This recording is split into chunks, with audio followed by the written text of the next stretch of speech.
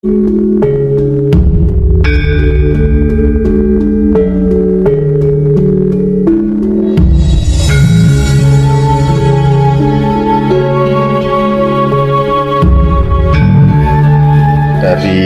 yang maksudkan bahwa seluruh manusia di dunia akan ada pengurangan besar-besaran, termasuk nanti barangkali bisa dieksplor tentang bukunya yang baru terbit, Jagat Merenovasi Diri.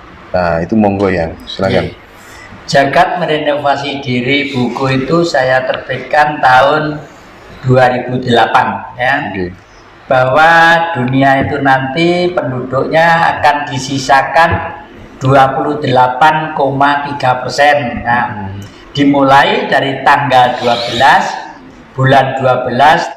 Kenapa kok saya memastikan, kok berani memastikan gitu ya? Karena saya oleh Sang Maha diberi otak untuk berpikir. Nah, untuk berpikir di otak kita itu ada 11 miliar simpul saraf. 11 miliar simpul saraf, dan setiap simpul saraf melayani 25.000 saraf. Nah, akhir-akhir ini banyak kesalahan-kesalahan yang dilakukan oleh para leluhur ya, maaf ya saya pakai, terpaksa harus mengkritik apa yang menjadi perjalanan para leluhur. Ya termasuk buyut-buyut, cangga-cangga saya, kakek-kakek saya. Nah, karena kebenaran itu butuh kecerdasan. Sopo sing bener pinter mesti bener. Sopo sing bener pinter mesti bener. Bener itu jujur ya. Kuncinya ada 5. Angen-angen bener, ini ajaran Buddha 500 tahun sebelum Masehi. Angen-angen bener, pikiran bener, tutur kata bener, pribadi bener, bergaul bener ya. Yang kedua, dari ini saya semakin lama semakin melihat perilaku manusia yang menggunakan buku-buku untuk ajaran ketuhanan dalam tanda petik, umumnya itu tidak dilaksanakan dengan kejujuran hati, sehingga perilakunya itu betul-betul manusia bertuhan. Umumnya hanya dihiruk-pikukkan gara-gara kepentingan beberapa macam subjektivitas individu. Entah itu ben terkenal, entah itu ben muridnya saya akeh, entah itu untuk gini, umumnya pada waktu itu ya. Karena saya hidup di Singosari itu memang sengaja. Saya itu di sana itu ada kurang lebih 119 pondok pesantren ya. Saya hidup di sana itu pengen nguping telinga saya itu, pengen belajar dari beliau-beliau supaya tahu loh, ternyata yang diajarkan tuh bener loh. Tapi kenapa kok semakin lama manusia semakin gini? Karena yaitu tidak melakukan apa yang diajarkan, tapi hanya menyebarkan yang diajarkan demi kepentingan yang bercorak ragam subjektivitas. Makanya terus saya membuat buku inilah. Di baliknya ini ada suatu gambar, ini gambar wayang. Ini bumi, ini Bathara Kala. Leluhur kita termasuk salah. Ya, kenapa? Kalau meruat, diadakan acara ruatan, Bathara Kala itu selalu mengejar-ngejar orang yang gono gini, otak-atik kebanting, Pandhawa 5, Pendawi 5, dan lain sebagainya. Secara logika, loh wong susah kok malah dikejar-kejar. Terus saya bertanya kepada Sang Maha Kala sendiri, tidak seperti itu ya. Dibimbing saya oleh Yang Bodronoyo. Loh kok Bodronoyo Semar katanya kok ditanya loh. Kalau orang menganggap itu hanya nonton wayang sebagai hiburan ya seperti itu. Tapi Yang Bodronoyo itu adalah leluhur kita. Setelah bumi ini tercipta, tumbuh-tumbuhan ada binatang, beliau itu sudah berbentuk plasenta ribuan tahun. Plasenta itu apa? Isinya janin. Nanti kalau keluar janin itu adalah perwujudan Sang Maha sendiri yang bersinar dalam tubuhnya yang disebut Tuhan. Nah, gitu. Jadi yang Purwokala namanya saja Hyang Purwokala. Hyang itu adalah tinggi, Purwo itu permulaan, Kala itu zaman. pada waktu zaman permulaan sebelum Sang Maha Pencipta menciptakan bumi, langit, matahari, bintang-bintang, air, samudra yang sedemikian banyaknya, diciptakanlah Sang Penjaga supaya ekosistem itu berjalan rutinitas sesuai dengan hukum dialektika, yang berjalan secara kontinu.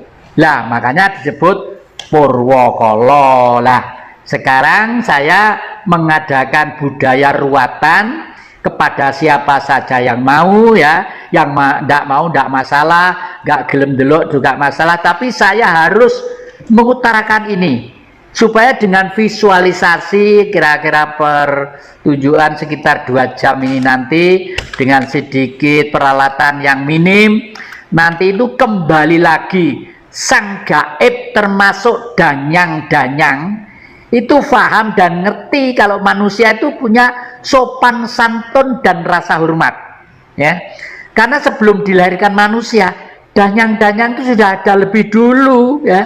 Dan tugasnya danyang-danyang adalah menjaga kultur alam yang terus-menerus dijaga, karena tugas Sang Maha tadi itu di bawah koordinator Sang Purwakala tadi itu nggih. Lagi bagaimana ya caranya supaya Indonesia ini bisa keluar dari cengkraman Cina, cengkraman Amerika dalam tanda kutip, kira-kira bagaimana ya?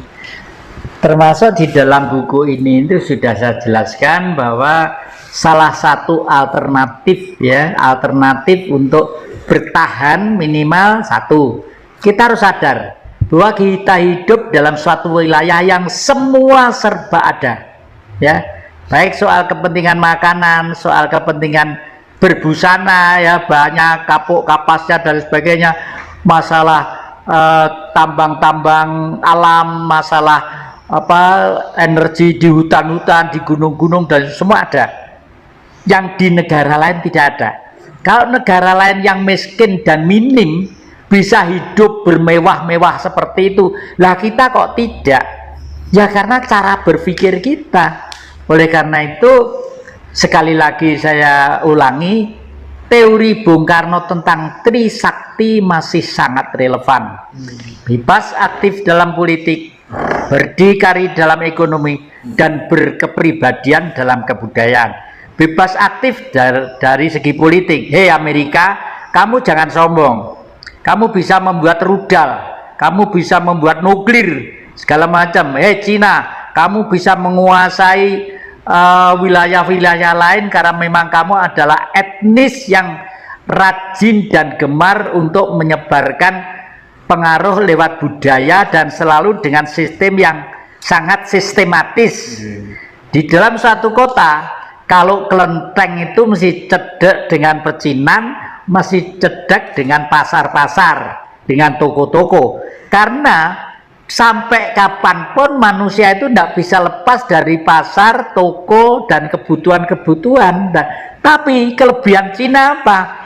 Dimanapun berada tidak pernah meninggal dari kepercayaan terhadap leluhurnya. Kelenteng itu adalah tempat upacara untuk menyatu fokus sujud kepada leluhurnya. Lah otak kita yang diodalade suruh menyanjung-nyanjung leluhurnya bangsa lain, seluruh bangsa lain, sampai sekarang ini ada fenomena yang dikatakan gela-gelo Cina londo sak jodo wong Jawa garis separo. Lumayan sak jodo mantenan ngalor ngidul rekreasi, ya, kemana-mana. Lah kalau Jawa Jawa sak Jawa Jawa Cina Jawa Cina londo ya seperti sekarang ini, ya, seperti sekarang ini. Kakek ini kalau Anda masuk di sini, Mas Indra tadi sudah mengatakan masuk kok dingin, semuanya serba indah, karena saya pecinta alam dan pecinta seni. Nah, pecinta alam dan pecinta seni itulah yang menumbuhkan satu budaya yang mapan. Makanya dalam Trisakti yang ketiga disebut berkepribadian dalam kebudayaan, gitu loh Mas. Yang ini kan anu ya, dalang ya. Nggih. Coba ada yang sedikit apa bumi gonjang ganjing apa supaya orang tahu gitu loh dan maknanya apa gitu kira-kira ya. Sing pinter iki sing mancing kok dadi aku kok nggih. Ya. Sebenarnya negara pertama setelah Atlantik tenggelam itu adalah negara yang ada di lembah Gunung Arjuna. Gunung Arjuna itu gunung purba, namanya Herjuna. Her itu air, Juna itu laki-laki.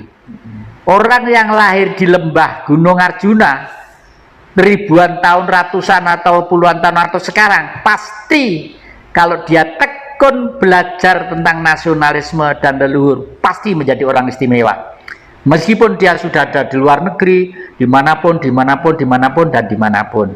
Akhir-akhir ini di Sumberawan ada seorang paranormal dari Belanda ya, saya kenal dan pernah main-main ke rumah yang sini. Terus sekarang itu berada di Laut Selatan, di tepi Laut Selatan bersama-sama dengan masyarakat. Loh, kenapa mau ke sana? Karena gini Romo, ini pantai selatan itu kan akan dibuat jalur timur. Saya harus bersama-sama rakyat membuat alternatif. Jangan sampai nanti di sana menjadi daerah modern, jalur simpang siurnya duit, tapi rakyat tidak ikut makan lagi. Lah, saya yakin mungkin karena tidak bisa dibuktikan secara nyata, mungkin siapa tahu kalau sukma yang kebetulan getih dagingnya Belanda tadi itu sukma leluhur-leluhur kita bisa juga ya toh. Seperti Mas Hendro dan adik-adik ini begitu rajin mengungkap kembali tentang kultur budaya bangsa, mustahil kalau itu sukma bukan sukma leluhur yang dulu pernah ada di sini entah ribuan atau ratusan tahun yang lalu. Kalau ento tidak seneng mbok sampai dipaksa sampai apa, ya tidak akan tertarik. Dan tidak usah kita paksa. Karena apa? Karena manusia akan disisakan tidak sampai 30% ya. Ya, gimana ya? Bumi gonjang ganjing gitu gimana? Ya, ini jadi ya, bumi gonjang ganjing itu sebenarnya pada waktu dulu ada negara bangsa Lemuria yang di negara Atlantik sana ya. Atlantik itu pulaunya dekat Hawaii antara Jepang dan pantai barat Amerika, di tengah sana ada pulau kecil lah. Tentang sejarah peristiwa ini sudah ditulis oleh seorang profesor doktor ahli arkeolog ya, Aristion dos Santos dari Brasilia. Aristion dos Santos. Itu ya, dari sana beliau menulis bangsa Lemuria yang jenius nanti disebut bangsa Arya. Ternyata keturunannya sekarang yang disebut bangsa Indonesia. Nah, dan ini buku ini sudah saya buat ya. Saya buat tentang eksodusnya seorang Brahmana menyelamatkan diri ke puncak Gunung Arjuna. Itulah dari sana lalu turun membentuk suatu kerajaan Hestino. Makanya jejer wayang Purwo yang bener wayang asli ya Kidung Agung harus Hestino. Setelah bumi gonjang ganjing tadi itu barulah leng-leng rambianing kang sunyi senyap, tidak ada suara apa-apa ya. Gunung-gunung tidak meletus, burung gagak tidak berbunyi, menco tidak ada segala macam ya. Lalu Hestino, Hesti itu gajah, no itu wujud. Barulah setelah eksodus dari atas Gunung Arjuna, di sana tuh gunung purba yang sudah mati kebun dan kawahnya. Jadi atasnya kayak padang pasir gitu. Kayak dulu waktu muda sering naik ke sana, terus turun ke daratan yang sekarang disebut Sumber Awan. Di sana yang dikerjakan pertama kali menangkap gajah. Gajah itu bahasa Sanskritnya, bahasa kunonya disebut Hesti. Kenapa kok nangkap gajah? Oh, gajah tidak enak dimakan, nggak umum dimakan lah ya. Karena gajah itu untuk sarana kehidupan. Kalau sekarang, zaman sekarang gantinya truk, gantinya ini apa traktor itu, gantinya yang ngangkat itu kan gajah semua yang nandangi. Juga untuk kendaraan ratu dengan segala Anggabayanya gitu. Makanya disebut Sino. Dan itu adalah negara kita yang sekarang disebut Indonesia. Waktu bergelar raja, beliau bernama Romo Simo Singoro Wonokerto. Lalu bergelar raja jejuluk Prabu Parikesit Simoludro. Parikesit itu artinya zaman baru ya.